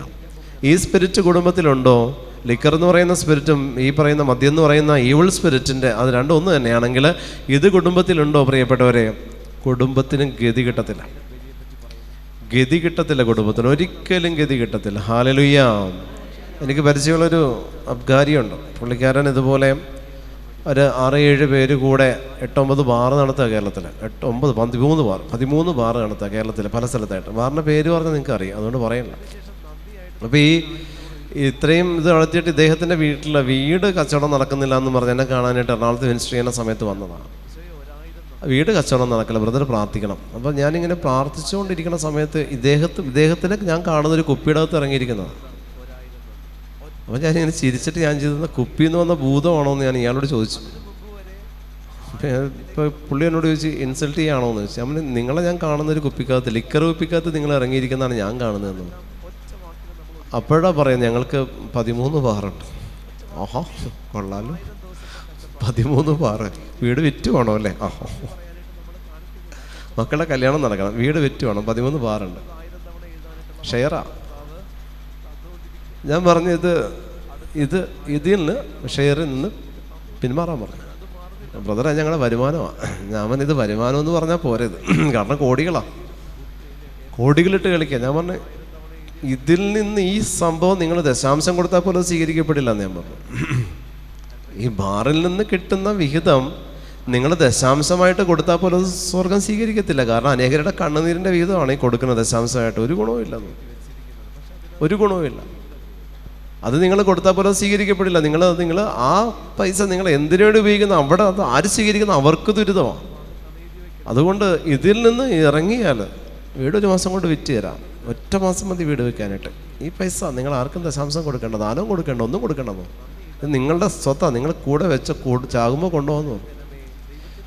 ഇദ്ദേഹം ഇതിൽ നിന്ന് പിന്മാറി. ആ മനുഷ്യൻ ആ വാക്ക് കേട്ട് അതിൽ നിന്ന് പിന്മാറി. പ്രിയപ്പെട്ടവരെ, അദ്ദേഹം അതിൽ നിന്ന് മാറി. അതെല്ലാം അദ്ദേഹം ഒരു ഇതിലേക്ക് ഇൻവെസ്റ്റ് ചെയ്ത് റിയൽ എസ്റ്റേറ്റിലേക്ക് ഇൻവെസ്റ്റ് ചെയ്ത് അതിൽ അദ്ദേഹം ഇപ്പോൾ പിടിച്ച് നിൽക്കുക. ഇതിന്ന് കംപ്ലീറ്റ് ആയിട്ട് അദ്ദേഹം മാറി. ഇത് മാറിയതും അദ്ദേഹത്തിൻ്റെ വീട് കച്ചവടമായി, കുടുംബത്തിൽ മക്കളുടെ വിവാഹം നടന്നു, ഇതെല്ലാം നടക്കാൻ തുടങ്ങി, സ്വസ്ഥത കിട്ടാൻ തുടങ്ങി. നേരത്തെ എന്താ പറയുക, സ്വസ്ഥതയില്ല, സമ്പത്തും മേന്മയും എല്ലാം, ആർഭാടങ്ങളും രാഷ്ട്രീയ സ്വാധീനങ്ങളെല്ലാം ഉണ്ട്, പക്ഷേ സ്വസ്ഥതയില്ല. പക്ഷെ തമ്പുരാൻ്റെ വാക്ക് കേട്ട് അനുസരിച്ച് അതിൽ നിന്ന് പിന്മാറാൻ തീരുമാനമെടുത്തപ്പോൾ തലമുറകളിലേക്ക് കെട്ടിയിരുന്ന കെട്ട് കർത്താവ് ഒറ്റ ദിവസം കൊണ്ട് അഴിച്ചു കൊടുത്തു. ആമേൻ, ഹല്ലേലൂയ. പരിശുദ്ധാത്മാവിൽ നിറഞ്ഞ ഹല്ലേലൂയ, ഹല്ലേലൂയ. അതുകൊണ്ട് ഇതുപോലെ ചില പാപത്തിൻ്റെ മേഖലകൾ, പാപത്തിൻ്റെ വിഹിതമായിട്ട് കിട്ടുന്നത്, അതായത് ഈ ഞാൻ പറഞ്ഞില്ല ലിക്കറിൽ നിന്ന് കിട്ടുന്ന വരുമാനം നിങ്ങൾ ദശാംശം കൊടുത്തിട്ടും കാര്യമില്ല. കാരണം ഇത് നിങ്ങൾക്ക് ഉപകരിക്കില്ല. ദശാംശം എന്ന് പറയുന്ന 3 തരമുണ്ട്. ദശാംശം, സ്വസ്ത്രക്കാഴ്ച, പദവാരം. മൂന്നാണ്. പള്ളിക്ക് കൊടുക്കുന്നത് പദവാരമാണ്, ധ്യാനകേന്ദ്രങ്ങൾക്ക് കൊടുക്കുന്നത് സ്വസ്ത്രക്കാഴ്ചയാണ്, മറ്റുള്ളവർക്ക് നിങ്ങൾ കൊടുക്കുന്നത് ദശാംശമാണ്. മൂന്നാണ്. അപ്പോൾ ഇത് 3 തരത്തിൽ ഇത് സ്വീകരിക്കപ്പെടത്തില്ല. ഇങ്ങനെ കിട്ടുന്ന മോഷ്ടിച്ചെടുത്തത്, അന്യായമായി നേടിയെടുത്ത സമ്പത്തിൻ്റെ വിഹിതത്തിൽ കുറേ കാശ് ഇങ്ങനെ കൊടുത്തിട്ട് ഞങ്ങൾ നേരെ നിന്നോളാമെന്ന് വിചാരിക്കുന്ന കുറേ പൊട്ടന്മാരുണ്ട്. പ്രിയപ്പെട്ട ദൈവജനം, അത് നിങ്ങൾക്ക് ഉപകരിക്കില്ല. കാരണം അന്യായമായി നേടിയ സമ്പത്താണ് അത്. അനേകരുടെ കണ്ണുനീര് മൂലം നേടിയെടുത്ത സമ്പത്താണ്, ഉപകരിക്കത്തില്ല. ആമേൻ, ഹല്ലേലൂയ. അഭിഷേകത്തോടെ ഹല്ലേലൂയ, ഹല്ലേലൂയ. നിങ്ങളുടെ നെറ്റിയിലെ വിയർപ്പ് കൊണ്ട് അധ്വാനിച്ചതിൻ്റെ വിഹിതം നിങ്ങൾ കർത്താവിന് കൊടുക്കുക, ഉപകരിക്കും. ചില ജോലികൾ നമ്മൾ അന്യായമായി നേടിയെടുത്ത ചില ജോലികളുണ്ട്. മറ്റുള്ളവർക്ക് അർഹതപ്പെട്ട ജോലി ഞാൻ കഷ്ടപ്പെട്ട് പഠിച്ച് ഞാൻ അതിന് ജോലിക്ക് എലിജിബിളാണ്. പക്ഷേ വേറൊരു വ്യക്തി സ്വാധീനം ഉപയോഗിച്ച് ആ ജോലിയിൽ പ്രവേശിച്ചു. ആ വ്യക്തി ആ ജോലിയിൽ നിന്ന് കിട്ടുന്ന പൈസയുടെ വിഹിതം ദശാംശമായിട്ട് കൊടുക്കുന്നത് സ്വീകരിക്കപ്പെടത്തില്ല, അന്യായമായി നേടിയതാണ്. കാരണം എൻ്റെ കണ്ണുനീര് ആ ജോലിയിലുണ്ട്, സ്വീകരിക്കപ്പെടുന്നില്ല. ഇങ്ങനെ പല മേഖലകളുണ്ട്. നമ്മൾ കൊടുക്കുന്നതിൽ നഷ്ടം വരുത്തുന്നത് നമ്മളുടെ തന്നെ പാപത്തിൻ്റെ വിഹിതമാണ് നമ്മൾ കൊടുക്കുന്നതെങ്കിൽ അത് നിങ്ങൾക്ക് അനുഗ്രഹത്തിന് പകരം ശാപമായിട്ട് പരിണമിക്കും.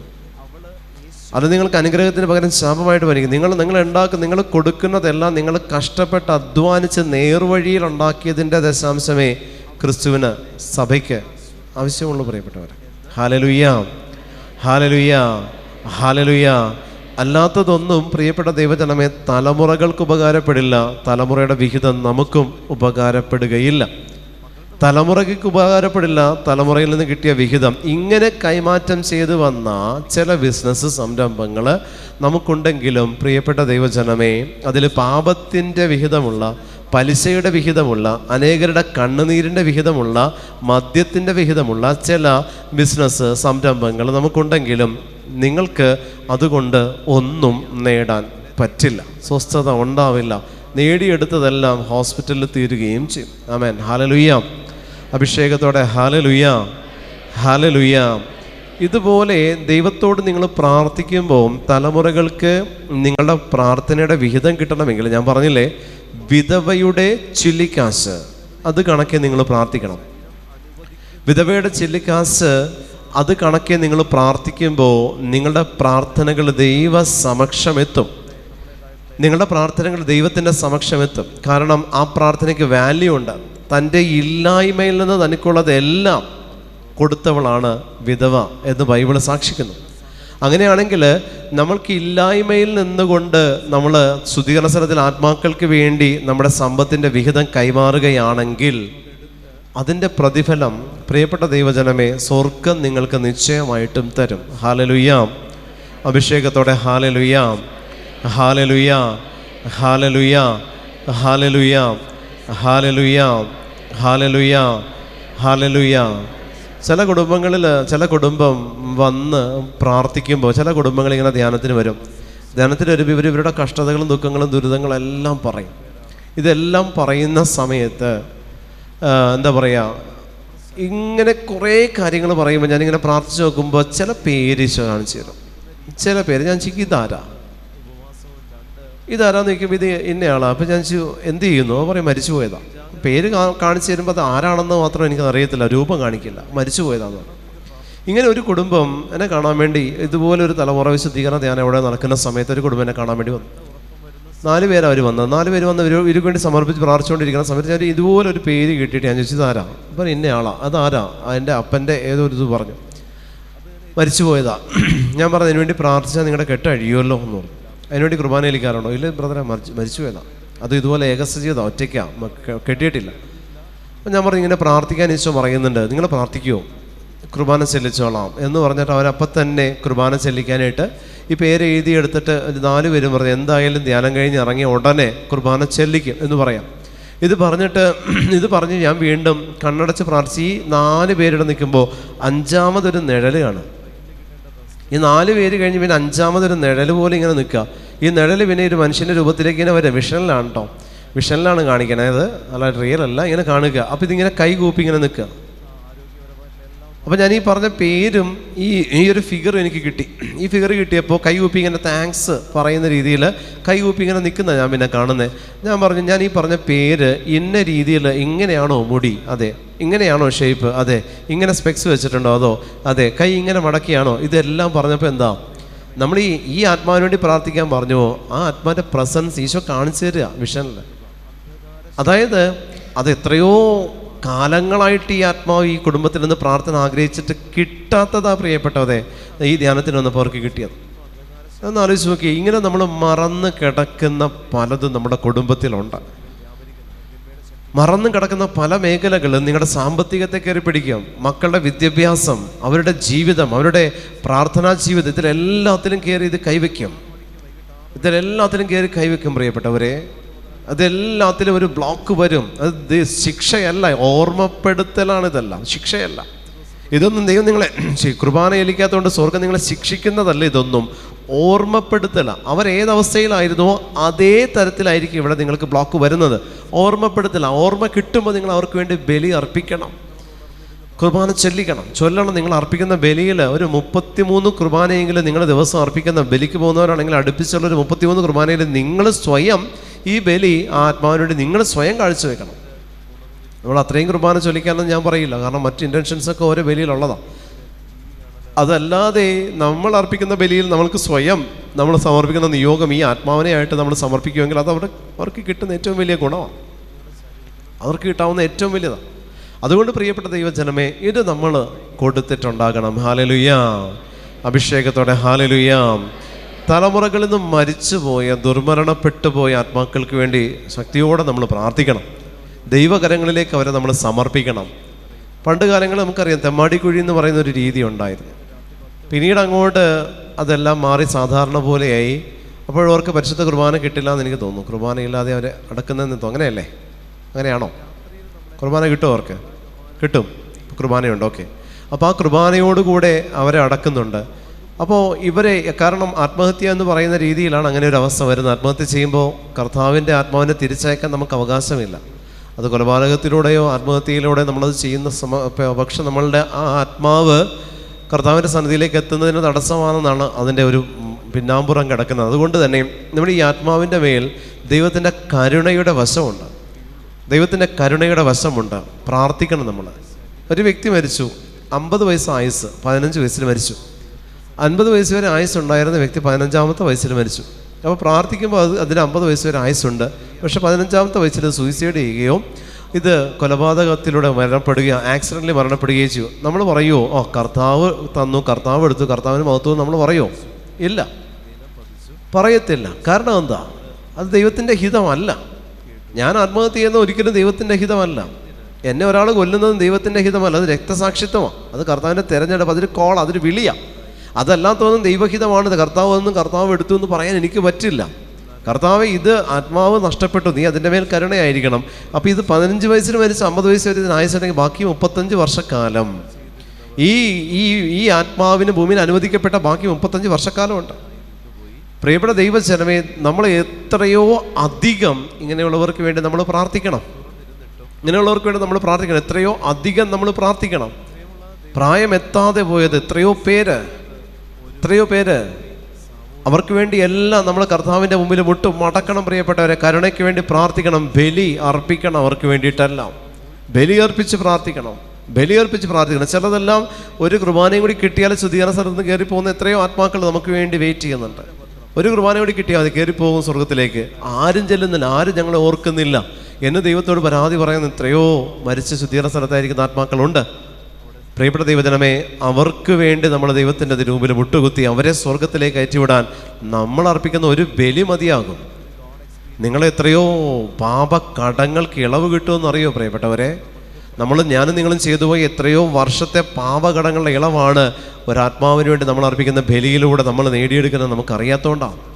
നിങ്ങൾക്കിപ്പോൾ അത് മനസ്സിലായി. നിങ്ങളിപ്പോൾ ഇരുന്ന് കുത്തിയിരുന്ന് ബലി അർപ്പിച്ച് നിങ്ങൾ പ്രാർത്ഥിക്കുക. ഹല്ലേലൂയാ, ഹല്ലേലൂയാ, ഹല്ലേലൂയാ, ഹല്ലേലൂയാ, ഹല്ലേലൂയാ, ഹല്ലേലൂയാ. ബലി അർപ്പിച്ച് നിങ്ങൾ പ്രാർത്ഥിക്കുക. കഴിഞ്ഞ ധ്യാനത്തിന്, ഇവിടെ വെച്ച് നടന്ന ധ്യാനത്തിന് ഒരു വ്യക്തി കാണാൻ വേണ്ടി വന്നിട്ട് അദ്ദേഹം പറഞ്ഞു, അദ്ദേഹത്തിന് ഇങ്ങനെ ദർശനങ്ങൾ കിട്ടുന്ന ഒരപ്പച്ചനാണ്. ദർശനങ്ങൾ കിട്ടും. അപ്പോൾ ധ്യാനം കൂടാൻ വേണ്ടി വന്നു. അപ്പോൾ ഒത്തിരി ദർശനങ്ങൾ, ഇങ്ങനെ വിശുദ്ധരുടെ സംസാരങ്ങൾ അദ്ദേഹത്തിന് കേൾക്കാം. അദ്ദേഹം ഒരു ദേവാലയത്തിലെ ശുശ്രൂഷ ചെയ്യുന്നതാണ്, ഇടവക വികാരിയുടെ കീഴിലെ ശുശ്രൂഷ ചെയ്യുന്നതാണ്. അപ്പോൾ എന്നെ കാണാൻ വേണ്ടി ഇവിടെ വന്നു. ഞാൻ ഈ റൂമിൽ അദ്ദേഹമായിട്ട് ഇരുന്ന് സംസാരിച്ചു. അപ്പോൾ ഇങ്ങനെ എന്നെ കണ്ടപ്പോൾ എന്നോട് പറഞ്ഞു, നമുക്ക് ഒന്ന് പ്രാർത്ഥിക്കാം ബ്രദറെ എന്ന് പറഞ്ഞു. ഞങ്ങൾ ഇരുന്ന് പ്രാർത്ഥിച്ചു. അദ്ദേഹത്തിൻ്റെ കുടുംബം, അദ്ദേഹം മോനും കൂടെയാണ് വന്നത്. അപ്പോൾ ഒത്തിരി കാര്യങ്ങൾ അദ്ദേഹത്തിൻ്റെ കുടുംബമായിട്ട് ബന്ധപ്പെട്ട സന്ദേശങ്ങൾ കൊടുത്തതിന് ശേഷം ഞാൻ പറഞ്ഞു, എന്നെപ്പറ്റി ഈശോ എന്താ സംസാരിക്കുന്നത്? സന്ദേശങ്ങൾ കിട്ടുക എന്ന് പറഞ്ഞപ്പോൾ ഞാൻ പറഞ്ഞു, ഞാൻ എന്താ തിരുത്തേണ്ടത്? എന്നെപ്പറ്റി ഈശോ എന്താ പറയണമെന്ന് പറഞ്ഞേ, ശുശ്രൂഷയിൽ ഞാൻ എങ്ങനെ മാറണം എന്ന് ചോദിച്ചപ്പോൾ ഇദ്ദേഹം പറയാണ്, ബ്രദർ, ഈ കാലം കൊണ്ട് നേടിയെടുത്ത ശുദ്ധീകരണ സ്ഥലത്ത് നിന്ന് നേടിയെടുത്ത ആത്മാക്കളുടെ ഒരു ഗണം, അതായത് ശുദ്ധീകരണ സ്ഥലത്തായിരുന്നു, അവർക്ക് വേണ്ടി പ്രാർത്ഥിക്കണം എന്ന് കാണുന്നവരോടൊക്കെ പറഞ്ഞ് അവർ പ്രാർത്ഥിച്ച് സ്വർഗത്തിലേക്ക് കരയേറ്റപ്പെട്ട ആത്മാക്കളുടെ ഒരു ഗണം അവിടെ നിന്ന് ബ്രദറിനെ കൈവീശി കാണിക്കുന്നുണ്ട്. ഹല്ലേലൂയാ, ഹല്ലേലൂയാ. എനിക്ക് കിട്ടാവുന്നതിൽ വെച്ച് ഏറ്റവും വലിയൊരു സന്തോഷമായിരുന്നു അത്. കിട്ടാവുന്നതിൽ വെച്ച് ഏറ്റവും വലിയൊരു സന്തോഷത്തിൻ്റെ ന്യൂസ് ഞാൻ കേട്ടതാണ്. ശരിക്കും എൻ്റെ 2 കണ്ണും നിറഞ്ഞുപോയി ശരിക്കും. കാരണം ഇവർക്ക് വേണ്ടി പ്രാർത്ഥിക്കണം. നമ്മൾ പറയും, മെസ്സേജ് കിട്ടും, പറയും പ്രാർത്ഥിക്കണം. പക്ഷേ അത് കർത്താവിനോട് ഞാൻ ചോദിക്കാറുണ്ട്, കർത്താവ് ഈ പറച്ചിൽ മാത്രമേ ഉള്ളൂ, വല്ലതും നടക്കുന്നുണ്ട്? ഞാൻ ഇവരെ കൊണ്ട് നിർബന്ധിച്ച് കുർബാന ഏൽപ്പിച്ചിട്ട് നീ സ്വീകരിക്കുന്നുണ്ടോ? അല്ലെങ്കിൽ അവിടെ വെയിറ്റ് ചെയ്യും, ഇപ്പോൾ വരാമെന്ന് പറഞ്ഞ് നീ പോയാണോ? എന്താ സംഭവം എന്ന് ഞാൻ എപ്പോഴും ഇങ്ങനെ ചോദിക്കാറുണ്ട് ഈശോയോട്. അപ്പോഴാണ് ഈ അപ്പച്ചനിലൂടെ ദൈവത്തിൻ്റെ പരിശുദ്ധാത്മാവ് പറഞ്ഞത്. അത് ഞാൻ വീണ്ടും അത് എടുത്തിരുന്ന് ഞാൻ പ്രാർത്ഥിച്ചു. കാരണം ഈ പറയുന്ന സന്ദേശത്തിൽ തെറ്റുണ്ടോ എന്നറിയാൻ ഞാൻ വീണ്ടും എടുത്തിരുന്ന് പ്രാർത്ഥിച്ചപ്പോൾ ക്ലിയർ മെസ്സേജാ. നമുക്ക് വേണ്ടി അവരവിടെ ഇരുന്ന് മധ്യസ്ഥം വഹിക്കും. കാരണം ഞാനാണ് അതിനെ കയറ്റിവിട്ടതെങ്കിൽ, നിങ്ങളാണ് അതിനെ കയറ്റിവിട്ടതെങ്കിൽ, നിങ്ങൾക്ക് വേണ്ടി അവർ സ്വർഗത്തിൽ നിങ്ങൾക്ക് വേണ്ടി ഇരുന്ന് മധ്യസ്ഥം വിളിക്കും. ഹല്ലേലൂയ, അഭിഷേകത്തോടെ ഹല്ലേലൂയ. തലമുറകളുടെ കെട്ടുകൾ അഴിയപ്പെടണം. തലമുറകളുടെ കെട്ടുകൾ, ഇത്തരത്തിൽ കെട്ടിപ്പൂട്ടിയിട്ടിരിക്കുന്ന ചില കെട്ടുകളുണ്ട് പ്രിയപ്പെട്ടവരെ, അഴിയണം. ഈ കെട്ടുകൾ അഴിയാത്തിടത്തോളം കാലം നമ്മളിങ്ങനെ പ്രാർത്ഥിച്ചുകൊണ്ടേയിരിക്കും. ഒന്നും നടക്കാൻ പോകുന്നില്ല. നമ്മൾ കുറേ ധ്യാനങ്ങൾ കൂടും, ഒന്നും നടക്കില്ല. ചില പാരമ്പര്യ രോഗങ്ങൾക്ക് വേണ്ടി നമ്മൾ പ്രാർത്ഥിക്കും, സൗഖ്യം കിട്ടില്ല. പാരമ്പര്യ രോഗങ്ങൾക്ക് വിടുതൽ കിട്ടണമെങ്കിൽ പൂർവീകർക്ക് വേണ്ടി നിങ്ങൾ പ്രാർത്ഥിക്കാതെ ഒരു പാരമ്പര്യ രോഗവും സൗഖ്യമാക്കപ്പെട്ട ചരിത്രമില്ല. എല്ലാവരും ഒരേ അവസ്ഥയിൽ മരിക്കുന്നത് നന്മയല്ല, ശാപമാണ്. എല്ലാവരും ഒരേ രോഗപീഠ വരുന്നത് നന്മയല്ല, ശാപമാണ്. എല്ലാവർക്കും ഒരേ കാരണത്താൽ മരിക്കുന്നത് നന്മയല്ല, ശാപമാണ്. ഒരു കുടുംബം വന്നിട്ട് പറഞ്ഞാൽ അറ്റാക്ക് വന്നാണ് എല്ലാവരും മരിക്കുന്നത്. അപ്പോൾ ഇത് ഒരു 45-50 ഇടയ്ക്ക് അറ്റാക്ക് വരും, മരിക്കും. അതാണ് അവരുടെ പാരമ്പര്യം.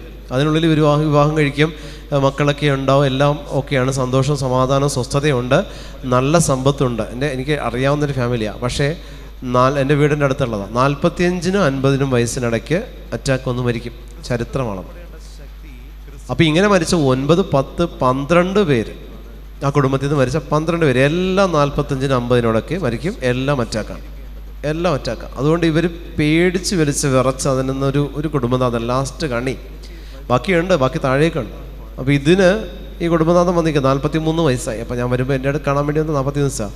എനിക്കിത് 2 വർഷം കൂടിയുള്ള ബ്രദർ എന്ന് പറഞ്ഞു. കാരണം എന്താ, ഞങ്ങളുടെ കുടുംബത്തിലെല്ലാം 45-50 തീരും. എന്നെക്കൊണ്ട് പറ്റില്ല, ആദ്യ കാലത്ത് ചാകാനുണ്ട്. 45 തന്നെ എടുത്തോന്നാണ് ഞാൻ പ്രാർത്ഥിക്കണത്. എന്തായാലും 45-50 ഇടയിൽ കുടുംബത്തിൽ നിന്ന് ചാകുമെന്നുള്ളത് ഉറപ്പാണ്. അപ്പോൾ ഞാൻ പ്രാർത്ഥിക്കുന്നത് തമ്പുരാനത് ആദ്യം കയറി എനിക്ക് ഇനി നാളെ വരിക്കോ ഈ 5 വർഷത്തിനുള്ളിൽ ഞാൻ പോകുമല്ലോ എന്നുള്ള ടെൻഷനിൽ ജീവിക്കാൻ പറ്റില്ല. 45 ബർത്ത്ഡേക്ക് അന്ന് നീ കൊണ്ടുപോയിക്കോ എന്ന് ഞാൻ പ്രാർത്ഥിക്കുക. ഇത് പറഞ്ഞപ്പോഴാണ് ഞാൻ ചോദിച്ചത്, അതെന്താ അങ്ങനെയെന്ന് ചോദിച്ചു. അതിപ്പോൾ ഞാനെങ്ങനെ പറയാനാന്ന് ഇവൻ പറഞ്ഞു. ഞാനങ്ങനെ പറയാനാന്ന് ചോദിച്ചു. അപ്പം ഞാനിത് അതിന് ശേഷം ഇരുന്ന് പ്രാർത്ഥിക്കാം. ഞാൻ പറഞ്ഞു, ഇപ്പോൾ ചേട്ടൻ ഞാൻ പിന്നെ സംസാരിക്കാം, ചേട്ടൻ ഇപ്പോൾ പോയിക്കോ എന്ന് പറഞ്ഞു. അവിടെ ഞാൻ ഇതിന് വേണ്ടിയിട്ട് 9 ദിവസം ഉപവസിച്ചു. 9 ദിവസം. അന്ന് ശുശ്രൂഷയിലേക്ക് ഇറങ്ങിയിട്ടേ ഉള്ളൂ കേട്ടോ. അന്ന് ഇത്രയൊന്നും ഇങ്ങനെയൊന്നും ക്ലാസ്സൊന്നും എടുക്കുന്നതല്ല, ശുശ്രൂഷയിലേക്ക് ഇറങ്ങിയിട്ടേ ഉള്ളൂ. അത്യാവശ്യം കൗൺസിലിങ്ങേ ചെയ്യുന്നുള്ളൂ. അപ്പോൾ സമയം ഇഷ്ടം പോലെ ഉണ്ട്. ആരെങ്കിലും പ്രെയർ റിക്വസ്റ്റ് പറഞ്ഞാൽ അവർക്ക് വേണ്ടി പിറ്റേ ദിവസം തൊട്ട് ഉപവാസം സ്റ്റാർട്ട് ചെയ്യും. അങ്ങനെയാണ് ചെയ്തിരുന്നത് അന്ന്. ഒരാൾ പ്രെയർ റിക്വസ്റ്റ് ആയിട്ട് വന്നാൽ പിറ്റേ ദിവസം പട്ടിണി സ്റ്റാർട്ട് ചെയ്യും. പിറ്റേ ദിവസം തൊട്ട് ഭക്ഷണം മാറ്റി വെച്ചിട്ട് അന്ന് ഉപവാസം സ്റ്റാർട്ട് ചെയ്യാം. അപ്പോൾ ഉപവാസം സ്റ്റാർട്ട് ചെയ്തു. 9 ദിവസം ഉപവാസത്തിലിരുന്നു. 9 ദിവസം ഉപവാസത്തിലിരിക്കുന്ന സമയത്ത് ഈശോ ഇങ്ങനെ കാണിക്കുകയാണ്, ഇവരുടെ തലമുറയിൽ ഒരു കൊലപാതകത്തെ ഈശോ കാണിക്കുന്നുണ്ട്. ഇത് ഒരു നല്ല എന്താ പറയുക, ഫുൾ കഷണ്ടി ആയിട്ട് പുറകിലേക്ക് മാത്രം മുടിയുള്ളൊരു വ്യക്തി. അദ്ദേഹം വലിയൊരു പാര പോലത്തെ ഒരു വലിയ കമ്പി എടുത്തിട്ട് ഒരാളെ നെഞ്ച് കുത്തി ഇങ്ങനെ പിളർക്കുന്നത് ഞാനിങ്ങനെ കാണും. നെഞ്ചത്ത് കമ്പി കുത്തി ഇറക്കി പിളർക്കുന്നതും, ഇയാളെ ഒരു ചെളിയിൽ ചവിട്ടി തല ഇങ്ങനെ കഴുത്തിനെ ഇങ്ങനെ ചവിട്ടി പിടിച്ച് കൊണ്ട് നിൽക്കുന്നത് ഞാനിങ്ങനെ കാണുന്നത്. അപ്പം ഞാൻ പറഞ്ഞു, ഇങ്ങനൊരു വിഷൻ ഈശോ തരുന്നുണ്ട്. ഈ ചേട്ടനെ വിളിച്ചിട്ട് ഇങ്ങനൊരു വിഷൻ ഈശോ കാണിക്കുന്നുണ്ട്, ഇതുമായിട്ട് എന്തെങ്കിലും സത്യാവസ്ഥ ഉണ്ടോയെന്ന് ചോദിച്ചു. അപ്പോൾ പറഞ്ഞ് ഇദ്ദേഹം പറഞ്ഞത് ഞാൻ കേട്ടിട്ടുണ്ട്, സത്യാവസ്ഥയാണോ എന്ന് എനിക്കറിയില്ല. അപ്പോൾ ഞാൻ ചെയ്ത് ആരോട് ചോദിച്ചാൽ അറിയാൻ പറ്റും, ഞങ്ങൾക്ക് പിന്നെ പ്രായവ്യക്തിവരാരും ഇല്ലാത്തതുകൊണ്ട് ആരോടും ചോദിക്കാനില്ല എന്ന് എന്നോട് പറഞ്ഞു. കാരണം എല്ലാം 45-50 ഇടയിൽ പോകുന്നതുകൊണ്ട് പ്രായവ്യക്തിയത ആരുമില്ല. തലമുറകളോട് കാരണവന്മാരെന്ന് പറയുന്ന ഒരു രീതി ഞങ്ങൾക്കില്ല. ഞങ്ങൾ നല്ല ചെറുപ്പമായിരിക്കുമ്പോൾ തന്നെ മരിക്കുന്നവരുമുണ്ട്, ആരോടും ചോദിക്കാനില്ല. എങ്കിലും ഞങ്ങളുടെ ഡിസ്റ്റൻറ്റ് റിലേറ്റീവിലുള്ള ഈ വീട്ടുപേരില്ലാത്ത കുറച്ച് പേരുണ്ട്, അവർക്ക് ഞങ്ങൾ അറിയാവുന്നവരുണ്ട്. അവരോട് ഞാൻ ചോദിച്ചിട്ട് പറയാമെന്ന് പറഞ്ഞാൽ വീണ്ടും 2 ദിവസം കഴിഞ്ഞ് വന്നപ്പോൾ സംഭവം സത്യമാണ്. അപ്പൻ്റെ തലമുറയിൽ ഈ ഒരു ഇങ്ങനൊരു ബ്ലോക്ക് ഉണ്ടായിട്ടുണ്ട്, ഇങ്ങനൊരു സംഭവം നടന്നിട്ടുണ്ട്. ആ തലമുറയിൽ അത് വലിയൊരു സംഭവമല്ല, പക്ഷെ ചവിട്ടിക്കൊന്ന് താഴ്ത്തിയിട്ടുണ്ട്. ഞാൻ ആത്മാവിന് വേണ്ടി പ്രാർത്ഥിക്കാം. പേര് കിട്ടി, എന്തോ ലോറൻസ് എന്നോ മറ്റോ പേര് കിട്ടി. ഞാൻ ഈ പേരും കൊടുത്തു. എനിക്ക് അന്നും ഇന്നും പേര് പരിശുദ്ധാത്മാവ് വെളിപ്പെടുത്തി തരും, കൃത്യം പേര് പറഞ്ഞു തരും. അതുകൊണ്ട് പിന്നെ അത് പേര് കിട്ടിയാൽ അവൻ ഈ പേരാണ് എന്ന് പറഞ്ഞു. അത് ചോദിച്ചു, കറക്റ്റായിരുന്നു. 4-5 തലമുറയ്ക്ക് പുറകോട്ടാണ്. ഇവരിരുന്ന് അതിനു വേണ്ടി, ആത്മാവിന് വേണ്ടി പ്രാർത്ഥിക്കാൻ തുടങ്ങി. ഇന്ന് ആ മനുഷ്യൻ 60 വയസ്സോളം പ്രായമുണ്ട്. ഹല്ലേലൂയ. ഈ 45 പോകേണ്ടത് ഇന്ന് 60 വയസ്സോളം പ്രായമുണ്ട് അദ്ദേഹത്തിന്. ചത്തില്ല. അവിടെ അത്ഭുതം പ്രവർത്തിച്ചത് ബ്രദറും കർത്താവും ഒന്നുമല്ല. ഇവർ ചെയ്യേണ്ട കടമ ഇവർ ചെയ്തപ്പോൾ മറഞ്ഞിരിക്കുന്നത് കർത്താവ് വെളിപ്പെടുത്തി കൊടുത്തു. അവിടെ കർത്താവിൻ്റെ സന്ദേശം ലഭിച്ചു. അവരാ കടമ ചെയ്തു. അവരുടെ കുടുംബത്തിൽ നിന്ന് അവർ ശാപത്തിൻ്റെ കെട്ട് അഴിച്ചു മാറ്റപ്പെട്ടു. ആമേൻ, ഹല്ലേലൂയ. ഇത്രയേ ഉള്ളൂ പ്രിയപ്പെട്ടവരെ. ഇത് നമ്മൾ കൃത്യമായിട്ട് ചെയ്യുമെന്നുണ്ടെങ്കിൽ നമ്മുടെ കുടുംബത്തിൽ നിന്ന് തിന്മയുടെ ശക്തികൾ മാറുന്നത് നമുക്ക് അനുഭവിച്ചറിയാനായിട്ട് പറ്റും. നമ്മുടെ കുടുംബത്തിൽ നിന്ന് തിന്മയുടെ ശക്തികൾ മാറും പ്രിയപ്പെട്ടവരെ. എല്ലാ തകർച്ചകളും നമ്മുടെ പാപത്തിൻ്റെ ഫലമാണെന്ന് പറഞ്ഞിരിക്കരുത്. എല്ലാ പ്രശ്നങ്ങൾക്കും കാരണം എൻ്റെ പാപമാണ്, ഞാൻ ചെയ്തതാണ്, ഞാൻ ഇങ്ങനെ ആയതുകൊണ്ടാണ്, എൻ്റെ അവളിങ്ങനെ ആയതുകൊണ്ടാണെന്ന് പറഞ്ഞിരിക്കരുത്. എല്ലാം അതല്ല. ചിലത് കിട്ടേണ്ടത് കിട്ടിയാൽ ബലി അർപ്പണത്തിലൂടെ അവർക്ക് കിട്ടേണ്ട പ്രാർത്ഥനകൾ, പരിത്യാഗ പ്രവൃത്തികൾ, ദാനധർമ്മങ്ങൾ അവർക്ക് കൊടുക്കേണ്ടത്, നമ്മൾ ഉപവാസം നിന്ന് പ്രാർത്ഥിച്ച് നമ്മുടെ സഹനങ്ങൾ കാഴ്ചവെച്ചൊക്കെ പ്രാർത്ഥിക്കുമ്പോൾ കുറേ ചോദ്യങ്ങൾക്കുള്ള ഉത്തരം നിങ്ങൾക്ക് കുടുംബത്തിൽ നിങ്ങൾക്ക് തന്നെ കർത്താവായ ദൈവം വെളിപ്പെടുത്തി തരും. ആമേൻ, ഹല്ലേലൂയ. നമുക്ക് എഴുന്നേറ്റ് നിൽക്കാം. പരിശുദ്ധ ബലിയുടെ സമയമാണ്. എഴുന്നേറ്റ് നിൽക്കാം.